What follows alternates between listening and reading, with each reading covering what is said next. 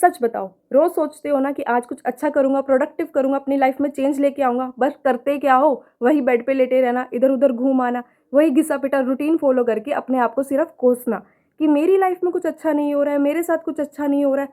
होएगा कैसे? किया आपने, एक्शन लिया, आप जैसा सोचते हो, आप वैसा ही बन जाते हो। अपनी लाइफ में चेंज लेके आने के लिए आपको अपना माइंडसेट चेंज करना पड़ेगा। आप मुझे आज अपनी लाइफ के 5 मिनट दो, मैं आपको आज ऐसी 8 चीज़ें बताऊँगी, अगर आपने उन्हें अच्छे से फॉलो कर लिया, तो आपके माइंड में पॉजिटिविटी आएगी, आपको एक डायरेक्शन मिलेगी और डेफ़िनेटली आप ग्रो करोगे।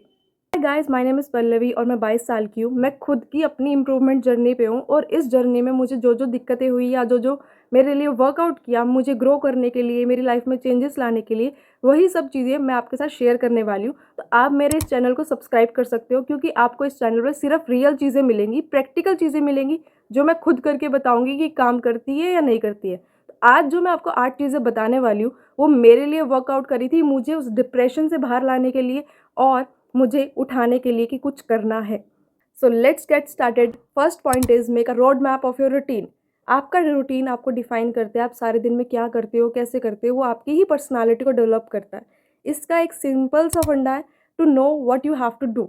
आपको कल क्या करना है, आप उसकी चेकलिस्ट आज ही तैयार कर लो कि मुझे कल ये एक्सरसाइज करनी है, कल ये काम अपना करना है, ये वीडियो बनानी है, ऐसे काम करना है।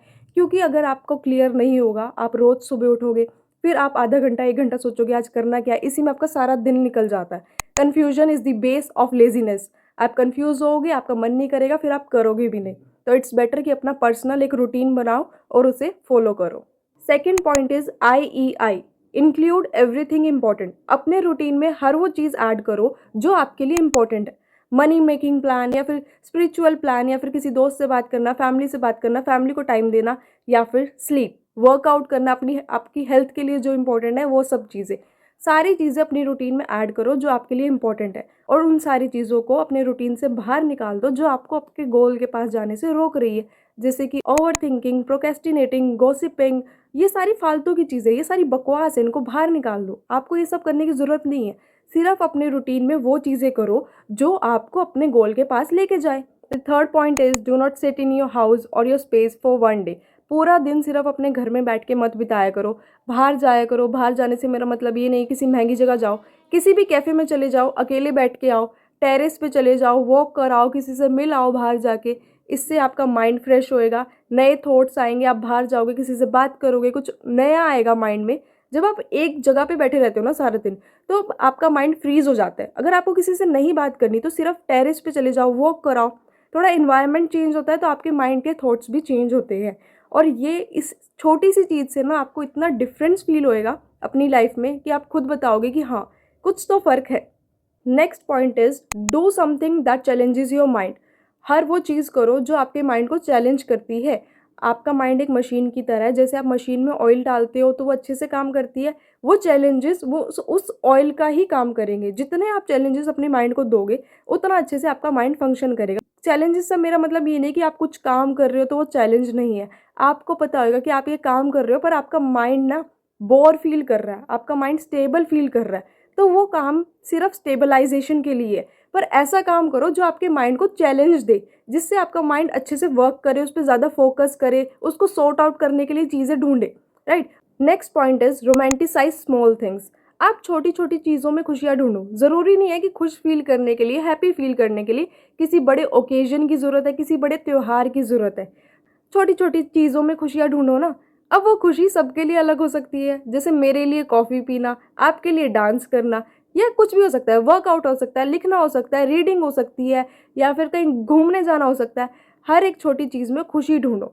इससे आप मोर अलाइव फील करोगे, आपको मूवमेंट में जीना सीख जाओगे कि हाँ, मैं ज़िंदा हूँ, मैं ज़िंदा लाश नहीं हूँ, मैं एक्चुअल में ज़िंदा हूँ।